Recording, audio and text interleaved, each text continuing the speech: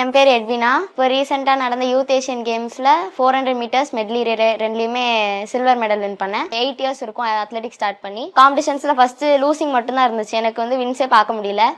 அதுக்கப்புறம் போக போக இப்போ லாஸ்ட் 2 இயர்ஸாக தான் என்னால் வின்ஸே பார்க்க முடியுது. இப்போ வரைக்கும் கிட்டத்தட்ட ஒரு 2-3 இயர்ஸ் முன்னாடி வரைக்கும் என்னோட ஃபன்னுக்காக தான் நான் போயிட்டு இருந்தேன். மார்னிங் ஈவினிங் ஜஸ்ட் ஒரு physical activity. First time district win பண்ணி ஸ்டேட் வின் பண்ணி அதான் என்னோட first nationals. First time state to state நான் வேறு ஸ்டேட் போய் ஓட போகிறேன். அதில் தான் எனக்கு தெரிஞ்சுது எவ்வளோ நமக்கு வந்து செலவாகும் ஃப்ளைட் டிக்கெட். அதான் நான் ஃபர்ஸ்ட் டைம் ஃப்ளைட்டில் தான் போனது வேறு.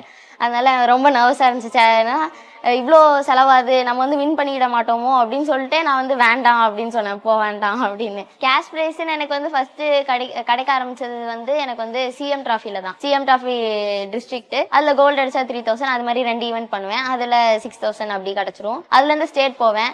அதே இயர் 1,75,000, ஃபர்ஸ்ட்டுக்குள்ள 1 lakh, செகண்டுக்கு 75,000 அப்படி இருந்துச்சு. அதில் ஃபர்ஸ்ட் டைம் 2 ஈவெண்ட்லையும் கோல்டு அடித்தேன். 400 மீட்டர்ஸ் 800 மீட்டர்ஸ் ரெண்டுலேயுமே கோல்டு வின் பண்ணேன். 2 lakhs அதில் வின் பண்ணேன் அந்த சிஎம் ட்ராஃபியில். அதுக்கப்புறம் இப்போ நான் ஹையாக கேஷ் பார்க்குறேன் அப்படின்னா வந்து இந்த யூத் ஏஷியனில் சில்வர் வின் பண்ணி உதய அண்ணா என்னை கூட்டு போய் ஏர்போர்ட்லேருந்து வந்த உடனே கூட்டு போய் வந்து 25 lakhs செக் கொடுத்தாங்க. அது வந்து எனக்கு ரொம்ப மோட்டிவேட்டிங்காக இருந்துச்சு. அதனால அதுக்காகவே இப்படி நமக்கு கண்டிப்பாக இவ்வளோ ஹெல்ப் பண்ணுறாங்களே, இவ்வளோ நம்மளை இது பண்ணுறாங்க அனுப்புகிறாங்க அப்படின்னு சொல்லிட்டு எனக்கு வந்து ஜெயிக்கணும் அப்படின்ற ஒரு மோட்டிவேஷன், அதுவே எனக்கு ஒரு பெரிய மோட்டிவேஷனாக இருந்துச்சு. என் ட்ரீம் என்னன்னா ஒலிம்பிக்ஸில் வந்து ரெக்கார்ட் வைக்கணும், அதான் என்னோட ட்ரீமு. அதை வந்து ரொம்ப வருஷம் யாருமே எடுக்கக்கூடாது.